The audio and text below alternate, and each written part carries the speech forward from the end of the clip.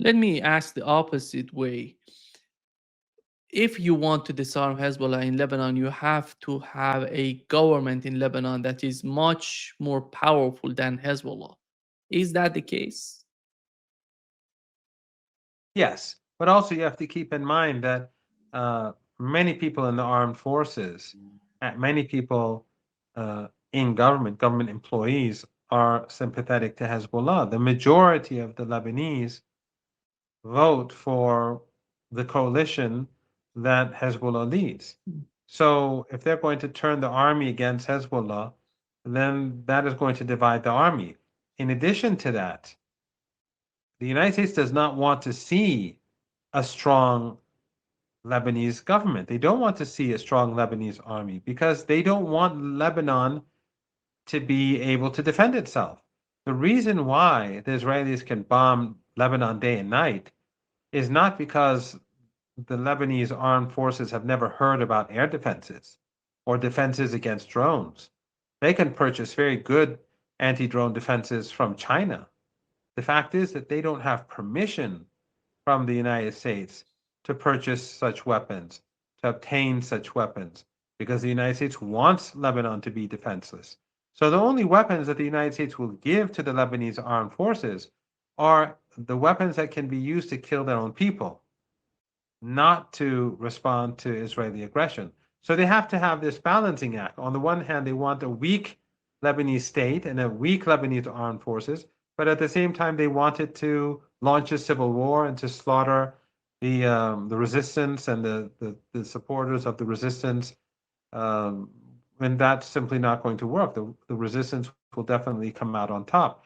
One thing that the Americans have been doing, though, is that they've been coordinating between Jolani, Netanyahu, uh, oil and gas rich regimes in the Persian Gulf, Erdogan, and of course the government that's been imposed by the United States on Lebanon, all of them to increase pressure on the resistance.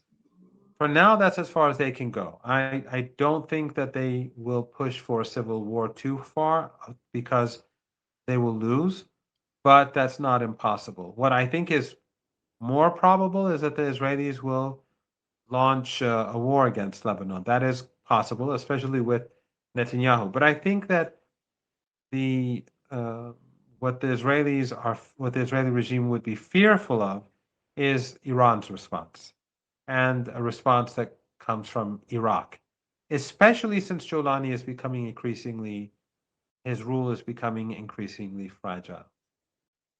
So, what is the fear from Iran and Iraq? What is the main the foundation of the fear they have?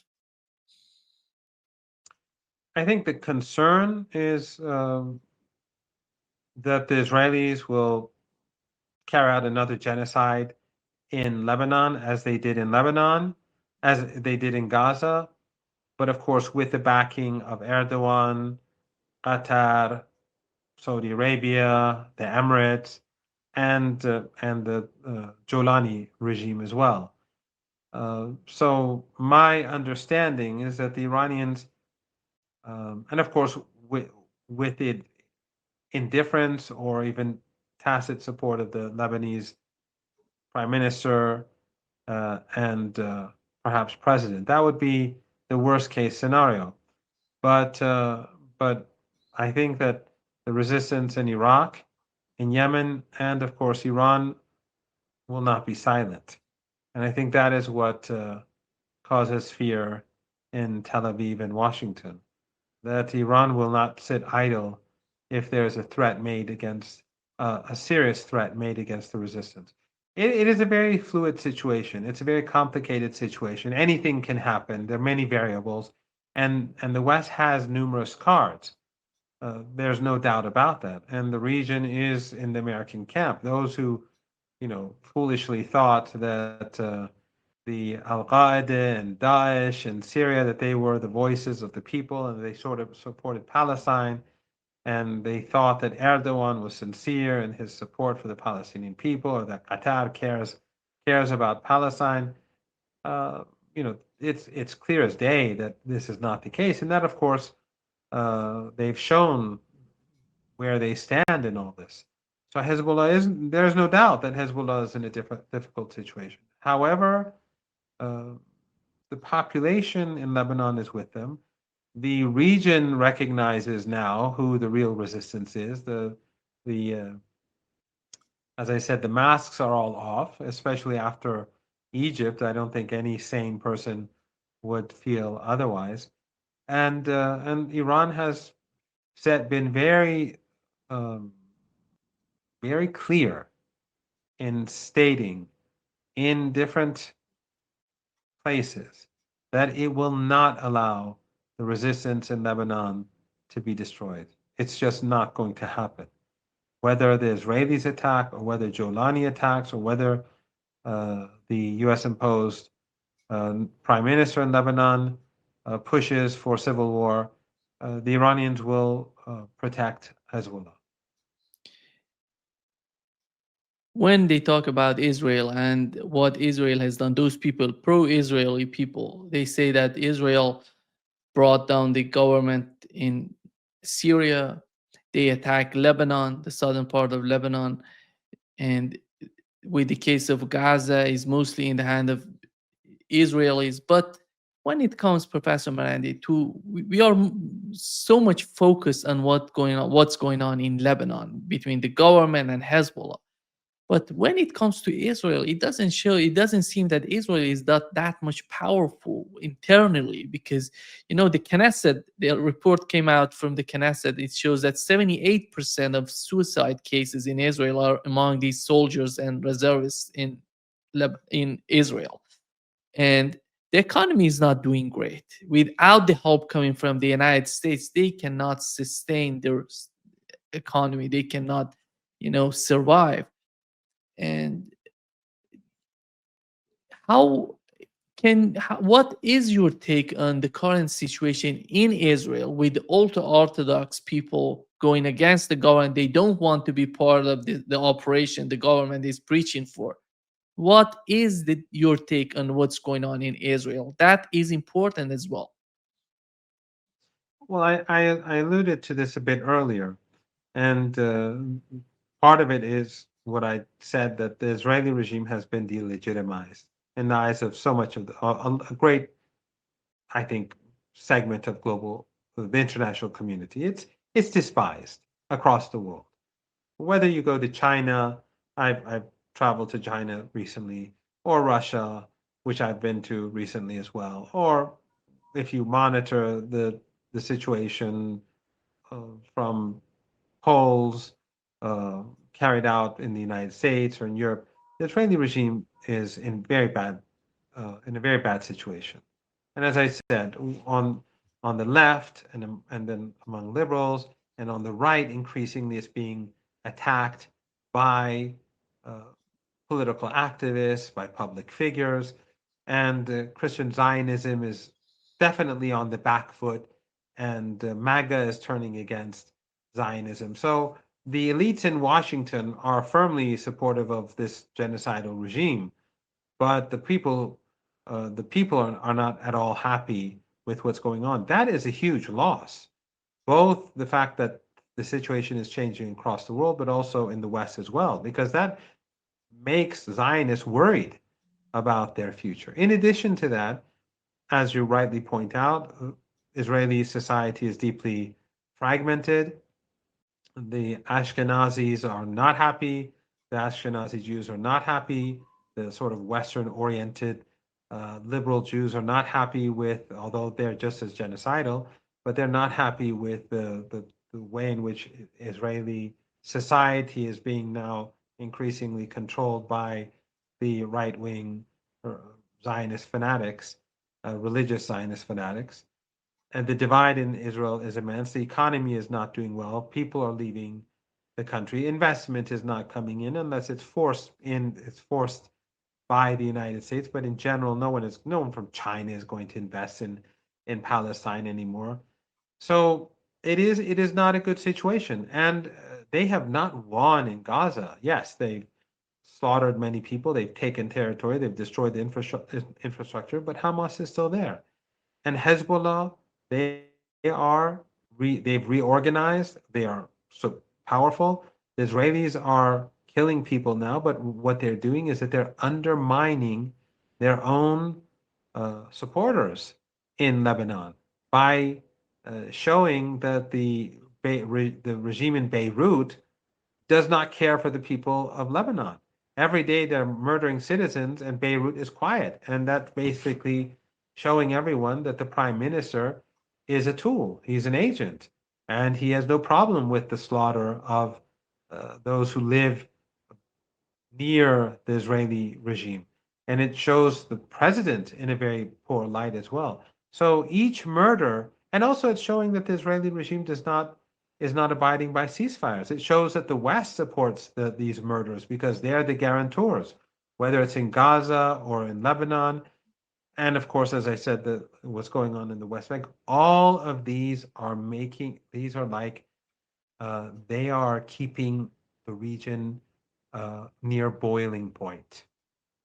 And as I've said often to friends, that the West always says that everything, whenever they think that the situation is getting better for them, things get worse. The Arab Spring or the awakening, it it was an explosion that happened due to a small event, or a person who burned himself alive in Tunisia because of his local grievances. He never expected such upheavals to take place. So the situation today in the Arab world is far worse. It's far worse. And the status of the West and the United States there has gone down immensely because of their support for genocide and the Holocaust. So each death is, I think, making it more difficult for U.S. allies in Lebanon, and it's increasing the anger and rage and outrage towards the Israeli regime across the board. It's they can kill a few people, but ultimately it's going to come back to haunt them. Donald Trump, in his latest interview on 60 Minutes, said that the ceasefire is not fragile and is working. What does that mean when it comes to the attacks that Israel is just throwing new bombs? We've seen new footages coming out of Gaza. They're using new sort of bombs in Gaza. It's unbelievable what's going on in Gaza. And how long these people who signed, the agreement, who went to Egypt, gonna support the ceasefire? And then are we gonna see some sort of objection, some sort of protest against what's going on in Gaza among those countries who participated in Egypt in the summit? No, none of those governments are going to stand up against Trump. That's just out of the question. You're never going to see any of these people may take a stand where they have to sacrifice or make sacrifices for the Palestinian people. That will not happen. These governments all have continued to maintain their ties with the Israeli regime during the over 2 years of genocide. They either have political relations, open political relations, or economic relations, or both. So don't expect any of them to do anything extraordinary. Trump, of course, he also says that the negotiations and the deal in Seoul with the Chinese the negotiations with President Xi it was 12 out of 10. So we can't really take anything that Trump says very seriously. It was clear after we've been reading through the statements put out by the two sides and listening to the experts that the Chinese had the upper hand. It's clear. Even a person like myself with very little knowledge of economics, listening to the experts, it's clear that the Chinese had the upper hand. Yet Trump will call it 12 out of 10. I don't think that it is uh, clear what will happen in Gaza in the days, weeks, and months ahead. But if the Israeli regime pushes beyond a certain point or continues to do what it does after a period of time, uh, there will be uh, no way for the resistance to remain silent in Gaza. And the resistance in Gaza, as in Lebanon, they want to keep the public on board. They don't want to be seen as putting people in harm's way for no reason. And that is why Hezbollah has so far been uh, has not been responding to the deaths, the daily deaths. But what it is doing, it is showing that Hezbollah was right, and that the Israeli regime does not abide by its commitments, and that the Lebanese government is unable or unwilling to take care of the Lebanese people. So the more this continues, it's strengthening Hezbollah's argument. The same is true in Gaza. The Hamas was trying to be pushed into a position by Trump because Netanyahu had failed. If he was succeeding, Trump would not put forward this fake peace plan that was endorsed by all these traitors who went to Sharm el-Sheikh. But what Hamas did and its allies, Islamic Jihad and others did with it, was that they took the Trump plan and accepted the plan under certain conditions. And by doing that, they prevented Trump from showing them this to be um, seeking conflict and war.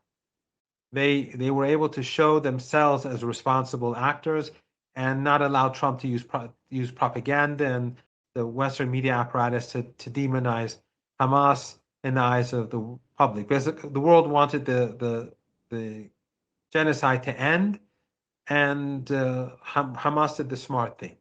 They allowed it to end. Right now, Hamas wants the people to be protected.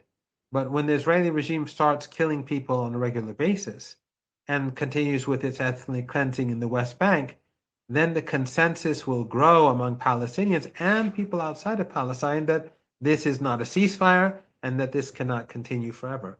So I was saying before, the Israeli regime can kill people and satisfy their bloodlust, but by doing so, they are strengthening the argument of both Hezbollah and Hamas and Islamic Jihad and Ansarullah and all those who are on the axis of resistance.